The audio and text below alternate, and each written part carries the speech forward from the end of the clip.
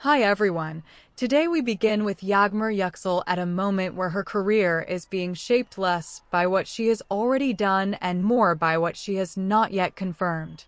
After the conclusion of Kensisekleri, expectations around her next move became unusually intense, largely because Dylan was not just a role, but an emotional anchor for a massive audience.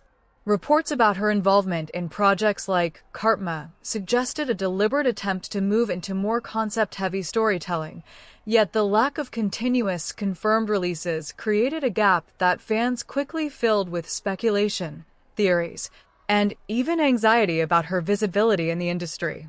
In contrast, Baris' Baktas transition appeared more structured and externally validated, particularly through his involvement in Kuduz Fatihai, Selahattin Ayubi, which placed him inside a production already recognized for its scale and ambition. The significance of this move lies in the shift from intimacy to spectacle, where the camera no longer isolates emotional exchanges, but instead situates the actor within larger narrative compositions. For Baris, this meant that his performance had to adapt to a different rhythm, less about silent tension, more about presence within movement and action.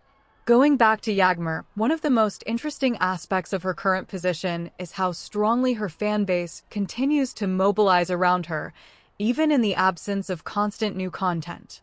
Social media trends, fan voting campaigns, and discussion threads have kept her name active, which is both an advantage and a risk.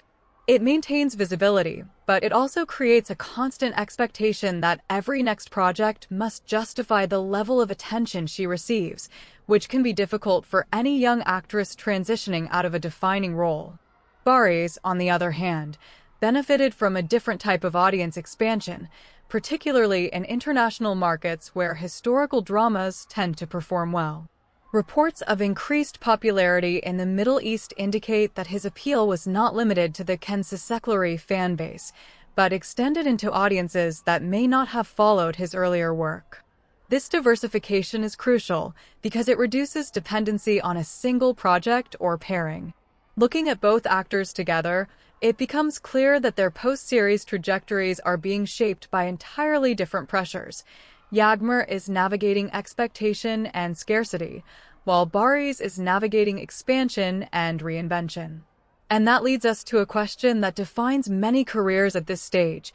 What is more dangerous, moving too slowly and risking being forgotten, or moving too quickly and losing the identity that made audiences care in the first place?